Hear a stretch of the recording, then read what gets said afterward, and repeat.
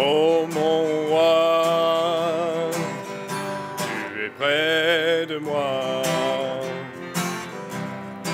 Oh mon roi, je viens à toi. Oh mon roi, je viens à toi. Tu m'as donné la vie qui me réjouit. Oh mon roi, je suis à toi.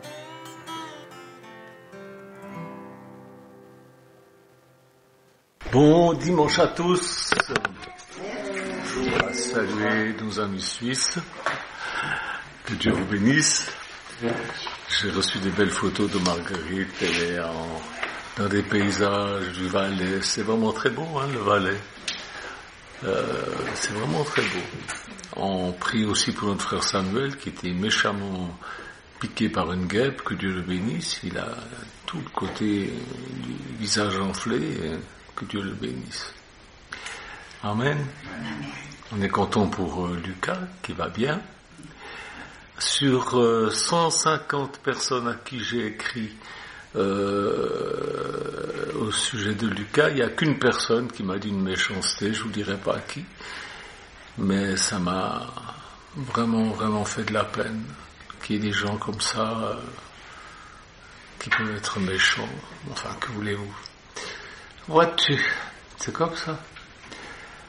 Il faut regarder les 149 autres qui ont dit du bien, qui ont dit gloire à Dieu, merci Seigneur. Amen. Amen. Voilà, c'est comme ça. Que voulez-vous faire?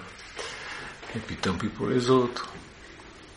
Voilà, on va lire Matthieu chapitre 16, verset 18. C'est Jésus qui parle et qui dit « Je construirai mon église et les portes du séjour des morts ne l'emporteront pas sur elle. » Alors, juste avant, Pierre dit « Tu es le Christ, le Fils de Dieu ». Et les catholiques pensent que l'église est construite sur Pierre. C'est pas vrai du tout. Jésus lui dit « Tu es Pierre », mais sur ce rocher, c'est autre chose, le rocher de la révélation. La révélation que Jésus-Christ est le Fils de Dieu, sur cette révélation, je bâtirai, je construirai mon église. Voilà ce que ça veut dire. Puis si vous voulez pas le croire, tant pis pour vous, restez comme vous êtes content dans votre église, c'est bien. Bon, nous, on va plus loin, on va étudier ce matin. C'est vrai que les portes du séjour des morts ne peuvent rien contre l'église que Jésus construit. Par contre, les portes de l'enfer, c'est-à-dire du séjour des morts, ont du pouvoir contre les églises construites par les hommes. Et ça, il y en a une flopée. On va voir ça tout à l'heure. Je pense que vous êtes tous au courant des scandales qui se produisent dans les églises. Il n'y en a pas une pour racheter l'autre. C'est épouvantable. Mais la vraie Église de Jésus-Christ, construite par Jésus-Christ sur sa parole, sur ce qu'il dit, la vraie Église construite par Jésus-Christ selon la parole de Dieu, la Bible, sur la révélation de qui est Jésus-Christ et de ce qu'il a dit, eh bien cette Église, elle peut être attaquée. Vous ne pouvez pas empêcher les gens de venir taper à votre porte. Et voilà. Mais le diable, les gens, les démons, ne l'emporteront pas sur elle, même s'ils arrivent à rentrer. Vous vous rendez compte qu'il y a un texte même qui dit qu'il y en a qui rentreront au paradis. Au paradis. Et quand Jésus les verra, il dit, vous faites quoi là? Ils sont pas habillés correctement, c'est-à-dire ils n'ont pas la robe blanche, ils sont pas rentrés par la porte, Jésus est la porte, ils sont rentrés par une fenêtre, ils sont pas rentrés par la porte, dehors! Là où il y a des pleurs et des grincements de dents. Le doux Jésus, excusez-moi, mais il est très exigeant. On peut pas faire comme on veut. Mes frères et sœurs, si nous agissons comme les apôtres, eh bien nous obtiendrons les mêmes résultats qu'eux. Lisons Actes chapitre tiens, je crois que j'avais noté Actes chapitre 2. Et non, je n'ai pas noté Actes chapitre 2.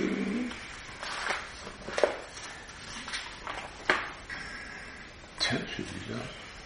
D'habitude, je mets toujours des petits papiers collants pour me retrouver facilement, afin de ne pas vous faire patienter trop longtemps. Actes chapitre 2, je vous le trouve, voilà, versets 38 à 47. Pierre leur dit, c'était des gens, Pierre venait de leur prêcher l'évangile, et ils ont dit, mais frère, il faut faire quoi? Il faut faire quoi? Alors Pierre leur dit, changez d'attitude ou repentez-vous dans les anciennes versions. Là maintenant, dans les nouvelles versions, repentez-vous, ça ne veut plus rien dire parce que vous avez des gens qui se repentent, hein, ils vont dans le confessionnal, ils se repentent et puis ils continuent. Non, là, je trouve que c'est bien, changez d'attitude et que chacun de vous soit baptisé au nom de Jésus-Christ pour le pardon de vos péchés. Et vous recevrez le don du Saint-Esprit. En effet, la promesse est pour vous, pour vos enfants, pour tous ceux qui sont au loin, en aussi grand nombre que le Seigneur notre Dieu les appellera. Et par beaucoup d'autres paroles, il rend des témoignages et les encourageait en disant « Sauvez-vous de cette génération pervertie ». Ceux qui acceptèrent sa parole furent donc baptisés, et ce jour-là, le nombre des disciples augmenta d'environ 3000 personnes. Ils persévéraient dans l'enseignement des apôtres, dans la communion fraternelle, dans la fraction du pain et dans les prières. La crainte s'emparait de chacun. Il se faisait beaucoup de prodiges et de signes miraculeux par l'intermédiaire des apôtres. Tous ceux qui croyaient étaient ensemble, ils avaient tout en commun. Ils vendaient leurs propriétés et leurs biens, ils en partageaient le produit entre tous, en fonction des besoins. Chaque jour, avec persévérance, ils se retrouvaient d'un commun accord au temple, donc au temple juif de Jérusalem, et ils rompaient le pain dans les maisons et prenaient leur nourriture avec joie et simplicité de cœur. Ils louaient Dieu et avaient la faveur de tout le peuple. Le Seigneur ajoutait chaque jour à l'Église ceux qui étaient sauvés. Amen. Amen. Voilà, ça c'est le modèle de l'Église tel que Jésus l'a construit. Voilà l'Église que Jésus construit. Tout ce qui ne ressemble pas à ça n'est pas de Jésus, c'est de l'imitation. Si elle ne ressemble pas à ça, les portes du séjour des morts ont un pouvoir contre elle. Il y a un label d'origine. C'est ce que dit la Bible, c'est ça le label. Un label, c'est une marque qui garantit l'origine et la qualité. Voilà ce que c'est qu'un label. Eh bien, le label d'origine, c'est ce que dit la Bible. Si votre religion dit d'autres choses, eh ben, voilà, elle n'a pas le label. C'est, pardon, hein, mais c'est comme le gruyère français, il n'y a pas le, voilà, c'est pas du gruyère suisse. Là, déjà, rien qu'au goût, on s'en aperçoit, rien qu'au trou, on s'en aperçoit, voilà, il n'y a pas le label. C'est du fromage, mais c'est pas du gruyère suisse.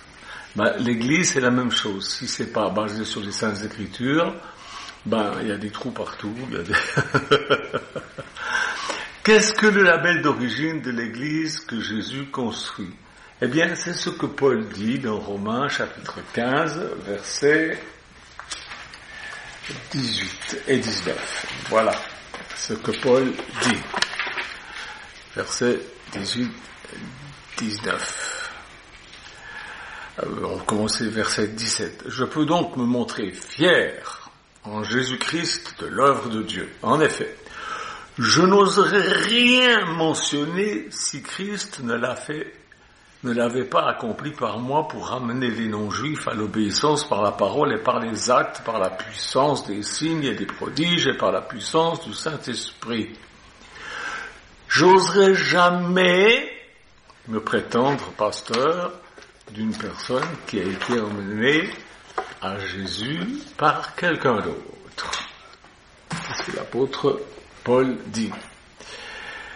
Il a mené les non-juifs à l'obéissance par la parole de Dieu, c'est-à-dire par les écritures qui existaient à l'époque, et par les actes, c'est-à-dire par sa façon d'agir, par la puissance des signes et des prodiges, et par la puissance du Saint-Esprit, c'est-à-dire par les miracles. Eh bien, c'est ce que je fais depuis 1968. Et Paul disait une chose terrible, il disait « Je n'oserais rien mentionner si Christ ne l'avait pas accompli par moi. » Verset 18. « Est-ce que je me vante des âmes gagnées par frère Raphaël Duval le Gitan ? Non. Est-ce que je me vante des miracles et des conversions faites par le frère T.L. Osborne ? Non, j'en parle parce que je suis fier d'eux, mais c'est pas mes brebis, c'est pas moi qui les ai amenés à Dieu, je m'en vante pas, c'est pas moi qui fais le boulot, c'est pas moi qui me suis sacrifié pour faire ce qu'ils ont fait. Et l'apôtre Paul dit, moi non plus, je me vanterai jamais de quelque chose que j'ai pas fait.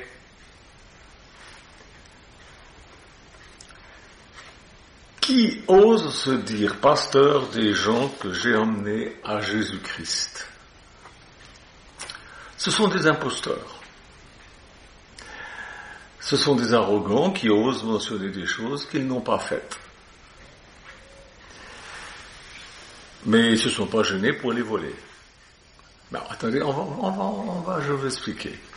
Paul n'a jamais osé faire ça. Pourquoi ? Parce que Paul travaillait dans l'église que Jésus construisait.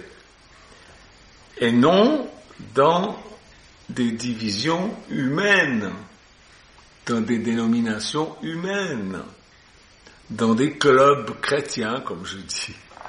J'appelle ça des églises, mais c'est pas des églises. L'église, c'est ce qu'on vient de lire là. Ils vendaient leurs biens, ils mettaient au pied des apôtres, ils mettaient tout en commun, il n'y avait pas de pauvres parmi eux, parce que ils partageaient tout entre eux, ils prenaient leur repas, ils prenaient la Sainte Seine pendant les repas, ils persévéraient dans la prière, tout ce que je vous ai lu là. L'esprit qui était répandu le jour de la Pentecôte est un esprit de reproduction de vie. Si l'Esprit de Dieu a commencé une chose, il la continue toujours la même chose, parce que Jésus-Christ est le même hier, aujourd'hui, éternellement, il ne change pas. Les religions changent. Les apôtres n'étaient pas des gens extraordinaires, mais ils étaient des gens ordinaires qui travaillaient avec Jésus, qui lui construisait son Église. Il construit toujours son Église avec des gens ordinaires. Quelle est la mission d'un envoyé de Dieu qui travaille à la construction de l'Église de Jésus-Christ ? Eh bien, il fait ce que l'Esprit de Jésus-Christ lui dit de faire. Il ne va pas piller les églises pour en faire une nouvelle dont ils seraient les petits chefs.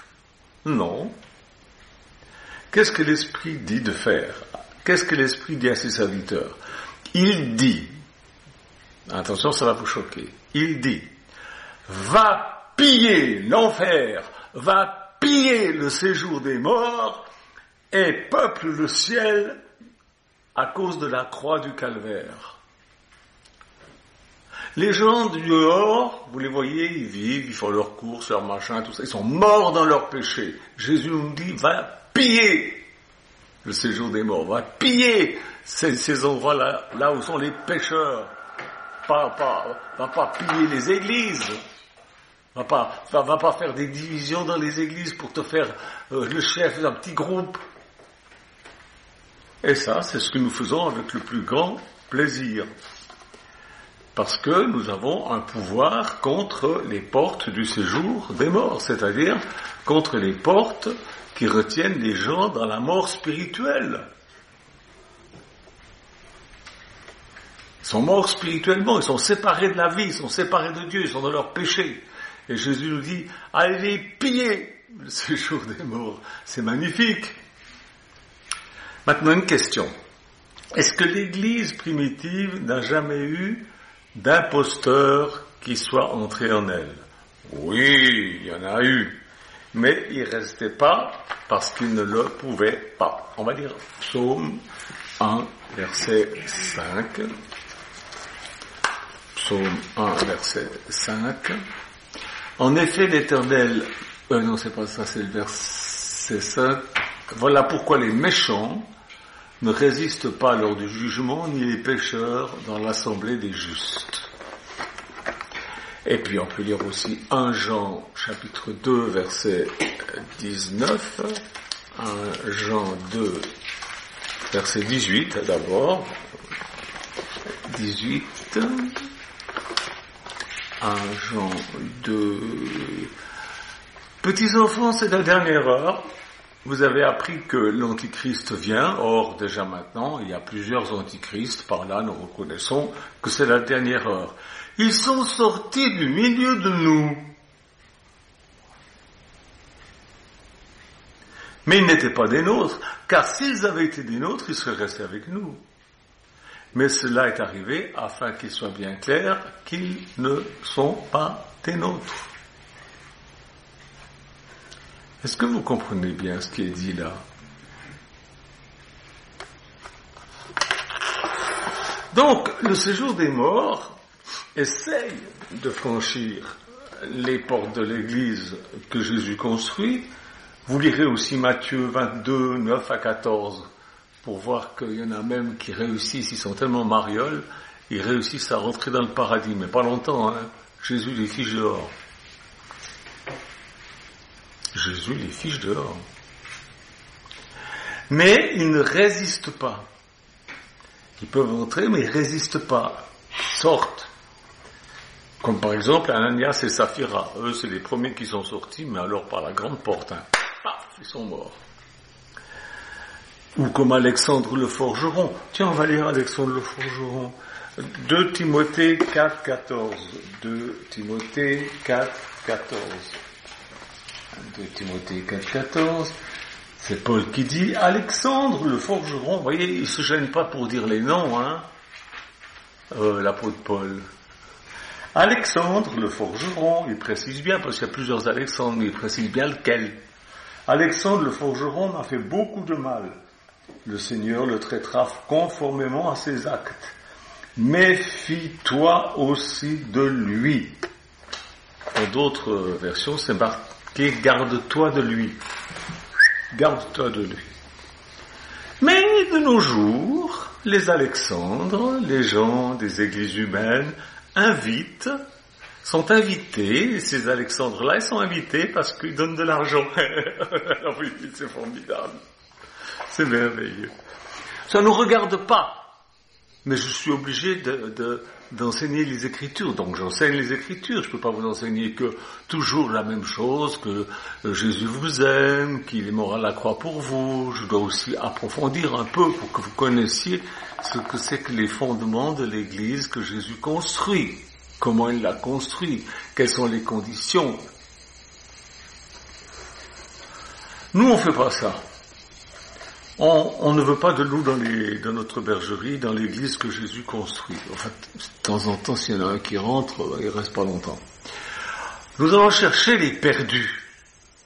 Nous allons chercher ceux qui sont derrière les portes du séjour des morts, c'est-à-dire ces gens qu'on voit traîner dans les rues partout et qui sont morts dans leurs péchés, qui sont séparés de Dieu à cause de leur transgression. L'ordre de Jésus est « Va piller le séjour des morts pour peupler le ciel ».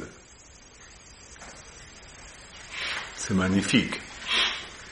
Tous ces pauvres gens qui sont morts dans leurs péchés, nous les conduisons à Jésus-Christ. Et c'est ce que je fais par Internet, beaucoup en ce moment, lors de mes voyages missionnaires, depuis tant d'années, 70 pays, je ne sais même pas combien de personnes. J'étais un grand pilleur. J'ai fait du pillage dans le séjour des morts. Ouais. Et Jésus dit, ceux qui vous reçoivent, me reçoivent. Ceux qui ne me reçoivent pas, ne reçoivent pas Jésus. Voilà. Combien de fois j'ai vu la puissance dévastatrice du choc de l'évangile frapper les portes du séjour des morts et les détruire. Plein de fois. J'ai vu des gens se tourner vers Jésus, venir à la vie, sortir des ténèbres, se convertir, devenir des nouvelles personnes. J'allais et je vais toujours à l'assaut du territoire des ténèbres de Satan. C'est un truc qui me plaît. C'est Osborne qui m'a donné ce virus-là. Un jour, quelqu'un m'a dit, vous savez que frère Osborne est décédé? Alors tout de suite, j'ai téléphoné à Osborne, il me dit, non, frère, je suis pas décédé, pas encore. Je suis là encore pendant quelques années pour embêter le diable, pauvre diable. Et c'est également ce que nous faisons lorsque nous pratiquons 1 Corinthiens 15, 29, mais je ne vais pas rentrer là-dedans, à vous de chercher, à vous de comprendre si vous avez des oreilles, un cœur et un cerveau. Mais qui pratique ça? Qui pratique 1 Corinthiens 15, 29? Votre Église pratique-t-elle 1 Corinthiens 15, 29 ou est-ce qu'elle a trouvé une pirouette pour éviter de le faire? Les filles de Babylone ne font pas ça. Car Babylone, la grande prostituée, a des filles. Vous savez que la Bible parle d'une église qu'elle appelle la grande prostituée. Et toutes les églises qui sont construites selon le modèle humain, c'est-à-dire pyramidales, avec un pape en haut, ou un conseil d'administration, ou que sais-je, des grands dirigeants, prophètes, machin, patin, couffin, ça c'est le système de la grande Babylone. On va lire Apocalypse 17, 1, 6, pour que vous sachiez que ce que je vous dis, c'est pas du pipeau, hein. Apocalypse 17, 1, 6. Puis un des 7 anges qui tenait les 7 coupes vint me parler et dit, viens, je te montrerai le jugement de la grande prostituée qui est assise sur les grandes eaux. C'est avec elle que les rois de la terre se sont livrés à l'immoralité et du vin de sa prostitution que les habitants de la terre se sont enivrés. Alors il me transporta en esprit dans un désert et je vis une femme assise sur une bête écarlate couverte de noms blasphématoires qui avait 7 têtes et 10 cornes. Cette femme était habillée de pourpre et d'écarlate et parée d'or, de pierres précieuses, de perles. Elle tenait dans sa main une coupe d'or remplie d'abominations et des souillures de sa prostitution. Sur son front était écrit un nom, un mystère. Babylone la grande, la mère des prostituées. Pas des pauvres femmes que vous voyez sur le trottoir. Non, pas ça. Je vais vous expliquer. Babylone la grande, la mère des prostituées et des abominations de la terre. Je vis cette femme ivre du sang des saints, du sang des témoins de Jésus. Ivre du sang des saints. Mes ancêtres ont été massacrés par la grande Babylone. Ils habitaient Grenoble. Ils ont été envoyés pour les uns aux galères parce qu'ils étaient devenus protestants. Les autres ont été égorgés, tués, brûlés et quelques-uns ont réussi à fuir en Suisse et ont été recueillis dans le merveilleux village de Saint-Saphorin. Que Dieu bénisse cette commune qui a reçu la famille Janton. Cette église, la grande prostituée, est ivre du sang des saints. Ivre. Faut-elle qu'elle en ait bu. Apocalypse 17.1, je vous lis. Puis un des 7 anges qui tenait les 7 coupes va me parler et dit, viens, je te montrerai le jugement de la grande prostituée qui est assise sur les grandes eaux. Un des 7 anges qui tenait les coupes remplies de la colère de Dieu invite maintenant Jean à regarder le jugement de la grande prostituée. Le chapitre 17 de l'Apocalypse est consacré à la description et au jugement de cette femme immorale. C'est un symbole, cette femme. C'est pas une femme, c'est un symbole. Voilà. Qui est cette grande prostituée? Le verset 5 nous répond, sur son front était écrit un nom, un mystère, Babylone, la grande, la mère des prostituées et des abominations de la terre. La grande prostituée se nomme Babylone la grande. Il s'agit de la grande ville qui est détruite en Apocalypse 16, 19, vous irez lire, après avoir bu la coupe de vin de l'ardente colère de Dieu. C'est-à-dire que Dieu va faire mourir, va détruire cette église. C'est prochainement, vous allez le voir, boum, ça va sauter, ça va être détruit, mais quelque chose de... Déjà maintenant, ça se fissure pas mal, hein, mais là, ça va être détruit. Elle fait référence, la Grande Babylone, à l'antique Babylone, dont les croyances religieuses se sont répandues sur toute la surface de la terre. Cette ville prestigieuse a également subi la colère de Dieu, humiliant ainsi tous les faux dieux, les idoles, les prêtres, les astrologues, les magiciens. C'est écrit.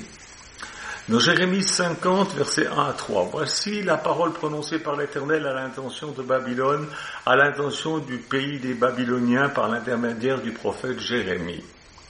Annoncez-le parmi les nations, proclamez-le, dressez un étendard, proclamez-le, ne cachez rien. C'est pourquoi je parle. Ne cachez rien. Babylone, elle est prise. Babylone est couverte de honte. Mérodach est brisé. Ses idoles sont couvertes de honte, ses statues sont brisées. En effet, une nation est venue du nord et montée pour l'attaquer, elle transformera son pays en sujet de consternation, il n'y aura plus d'habitants, hommes et bêtes seront décampés, ils auront pris le large. Le prophète Ésaïe, au chapitre 47, 11-13, nous dit « Le malheur te frappera sans même que tu le vois surgir. Le désastre tombera sur toi sans que tu puisses l'écarter. La dévastation fondra sur toi tout à coup sans que tu t'en aperçoives. Tu t'es épuisé à force de consulter les devins. » Les prophètes, vous savez, qui prophétisent « Michel Janton va mourir au mois de septembre 2015 », des âneries comme ça, les devins. Et qui se présentent donc et qu'ils te sauvent, ces spécialistes du ciel. Ceux qui observent les astres, qui sont censés annoncer chaque début de mois ce qui doit arriver, hein, les astrologues. Vous n'avez pas un journal sans qu'il y ait une page consacrée à l'astrologie. Les gens disent tous « Oh, moi je lis pas ». Tu parles, c'est la première chose qu'ils lisent. Vous liez, vous êtes dans les ténèbres quand vous faites ça. Elle est assise sous des grandes eaux. Alors, les grandes eaux, on a vu ça auparavant, que la mer représente les nombreux peuples, les nations, les tribus, les foules, les langues, les masses agitées des humains, dont les gouvernements tirent leur origine. Ça rejoint totalement l'explication qu'en donne l'ange à Jean, au verset 15, « Puis il me dit, les eaux que tu as vues sur lesquelles la prostituée est assise, ce sont des peuples, des foules, des nations et des langues. » Cette grande prostituée, cette grande église, elle est assise partout. Partout. Vous allez n'importe où, elle est là. Elle a ses ministres partout. Hein? Ah. On peut dire que les grandes eaux représentent la population dominée sous l'influence et qui apporte leur soutien à la grande prostituée, la fausse religion. Alors, le conflit cartodéciman, c'est un mot un peu compliqué, vous irez regarder dans nos dictionnaires, entre les évêques est définitivement réglé au concile de Nicée en l'an 325. Vous voyez que c'est vieux. En 325. Quelqu'un m'a écrit l'autre jour parce que on parlait au sujet, je parlais justement au sujet de mes ancêtres qui ont été massacrés. Il me disait, mais vous avez encore de la rancœur après tous ces siècles passés? Alors j'ai posé la question, bon, il n'y a pas des siècles que ça s'est passé, mais par exemple Jim Jones qui a obligé ses fidèles à se suicider en buvant du cyanure, vous feriez partir de son église? C'est une question de temps. Vous pourriez faire partie de cette église parce que bon, ben moi non, je peux pas. Une église qui fait ça, je peux pas. En 325, à cette occasion, la lettre synodale établie par les évêques réunis et une encyclique établie par l'empereur Constantin impose aux chrétiens d'Asie de ne plus célébrer de Pâques le même jour que les Juifs, mais de la célébrer à l'avenir comme les Romains. Voilà pourquoi on ne célèbre plus Pâques le jour où les Juifs célèbrent Pâques, mais à une autre date. Pas nous. Puis on met pas des petits œufs de Pâques, puis on met pas des lapins de Pâques, puis on croit pas que les cloches elles s'envolent à Rome, puis on croit pas toutes ces âneries. On proteste. Constantin, peu intéressé par les questions théologiques et avant tout soucieux de maintenir l'unité de l'Empire romain, réussit à fusionner les différentes croyances païennes et chrétiennes, opérant un véritable syncrétisme religieux afin de favoriser la Pax Romana, la paix de l'Empire romain. Les empereurs romains ont donc joué un rôle déterminant dans l'adoption de fausses doctrines par les chrétiens, comme par exemple la doctrine de la Trinité. À partir de 325, si vous ne croyez pas dans la Trinité, vous êtes excommunié, vous êtes envoyé en enfer. Vous le savez ça ? La vérité divine a été sacrifiée sur l'autel des puissances politiques de ce monde qui, pour assurer leur grandeur, n'ont pas hésité à faire des compromis, introduisant ainsi l'apostasie dans l'enseignement du Christ. Ils vont tous embrasser la bague du Saint-Père en jupette et dentelle. J'en connais que 2 qui ne l'ont pas fait, parmi les grands. C'est William Branham et Osborne. Ils n'ont pas été. Malheureusement, cette façon de faire, elle perdurera tout au long de l'histoire, l'enseignement chrétien s'éloignant de plus en plus de celui de Jésus-Christ. Citons d'autres fausses doctrines, par exemple le culte des saints, vers 375. La Sainte Vierge, Mère de Dieu, en 491. Le purgatoire, inventé par cette Église, en 593. Le culte des images et des reliques, en 788. L'eau bénite, en 850, après Jésus-Christ. L'infaillibilité de l'Église, en 1076. L'infaillibilité de l'Église. La vente des indulgences, alors c'est ça qu'a fichu Martin Luther, le réformateur en colère. La vente des indulgences, vous savez que ça existe toujours ? 10 euros pour faire l'adultère, 30 euros pour tuer quelqu'un, voilà, vous payez puis vous êtes sauvés. Alors que Jésus a payé le prix pour que nous puissions être sauvés non par de l'or et de l'argent, mais par son sang précieux. Eux, ils vendent des indulgences. Pourquoi ils font ça ? Parce que c'est pour ramasser du pognon. Vendent des indulgences en 1190. Le dogme de la transsubstantation, c'est ce que c'est ? C'est le pain et le vin qui est tout d'un coup transformé sous les mains bénites du prêtre plus ou moins pédophile. Ça a été inventé en 1215, la doctrine, le dogme de la transsubstantation. Il y a des gens qui croient ça, hein. On leur dit, il faut pas croquer parce que sinon vous avez le sang de Jésus qui vous coule dans la bouche. L'infaillibilité du pape, c'est pas vieux, ça date de 1870. Avant il était faillible, maintenant il est plus faillible, il est infaillible. C'est intelligent, hein? La religion et la politique vont marcher main dans la main pour acquérir plus de pouvoir et de richesse. Ils verseront ensemble le sang innocent en plongeant des populations dans des guerres de religion, des croisades, en persécutant tous ceux qui osent penser autrement ou croire autre chose. Par exemple, si vous voulez être baptisé par immersion alors qu'eux ils disent que 3 gouttes d'eau ça suffit, vous êtes un hérétique. Maintenant ils vous tuent plus. Mais il n'y a pas longtemps, c'était le bûcher.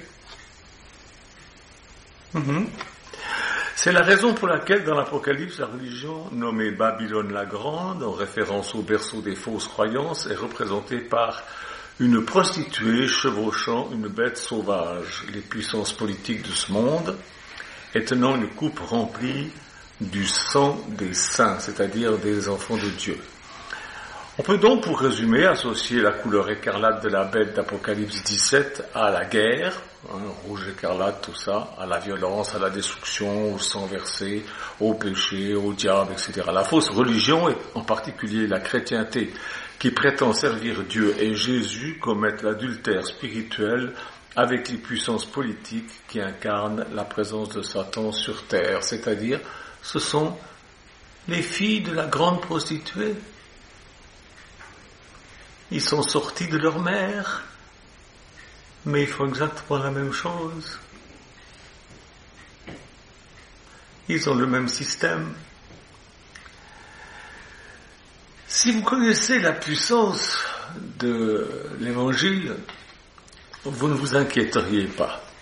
Jésus est de taille à répondre aux besoins. Le monde est malade, et Jésus possède le remède, et le remède c'est l'Évangile. L'Évangile est une folie pour ceux qui périssent, mais c'est le salut pour quiconque croit. C'est le remède. Notre responsabilité à nous autres chrétiens, c'est tout simplement d'apporter le médicament aux patients, c'est-à-dire à ceux qui sont encore morts dans leur péché, de leur faire connaître l'Évangile. Jésus dit, allez, prêchez la bonne parole. C'est pas une suggestion. C'est pas une recommandation. C'est un ordre. Et notre message, c'est Jésus. Ce qu'il fait prouve ce qu'il est. Si votre message c'est simplement blablabla, blablabla, mais il ne se passe rien, c'est du blabla de plus. Jésus doit pouvoir se manifester en faisant des guérisons, en faisant des miracles, en faisant des choses extraordinaires qui prouvent que ce que vous dites est vrai. Jésus, ce qu'il fait, prouve ce qu'il est. Il est Dieu. Il est le Sauveur, il est le divin guérisseur. Et il n'y a pas besoin de faire la morale aux gens. On n'a pas besoin de leur décrire leurs péchés. Ils savent très très bien ce que c'est leur péché. À quoi s'attendent les gens? Les gens ont besoin de remporter la victoire sur ce qui les obsède, sur ce qui les possède. Ils ont besoin de remporter la victoire sur leurs péchés, de se sentir purifiés, de se sentir pardonnés, de se sentir aimés, respectés par Dieu. Et nous devons nous attacher à montrer aux gens comment se sortir du bourbier dans lequel ils se trouvent, dans leur transgression et toutes ces sortes de choses. Il suffit de leur dire que c'est par le sang de Jésus versé à la croix qu'ils peuvent être délivrés de leur vaine manière de vivre que leur ont enseigné et montré leurs ancêtres. Amen et Amen. Dieu vous bénisse. Ma prédication est un petit peu sèche aujourd'hui, mais il fallait que je le dise parce qu'on approche de la fin. Vous voyez ce qui se passe dehors, c'est pas rigolo. Ben, ma prédication n'a pas besoin d'être rigolote non plus. Elle doit dire la vérité. Je vous ai dit la vérité. Maintenant vous savez. Que Dieu vous bénisse. Faites. C'est pas une option, c'est un ordre. Faites la volonté de Dieu. Amen. Au revoir. Un nouveau ciel, une nouvelle terre, des gens qui s'aiment, plus jamais de guerre. Fini les larmes et la misère, que de la joie sur toute la terre. Mon âme est triste quand je vois le monde, alors je pense à ce que Dieu va me donner. Un nouveau ciel, une nouvelle terre, des gens qui s'aiment, plus jamais de guerre. Fini les larmes et la misère, que de la joie sur toute la terre. Quand le diable vient me décourager, moi je lui dis ce que Jésus va me donner. Un nouveau ciel, une nouvelle terre, des gens qui s'aiment, plus jamais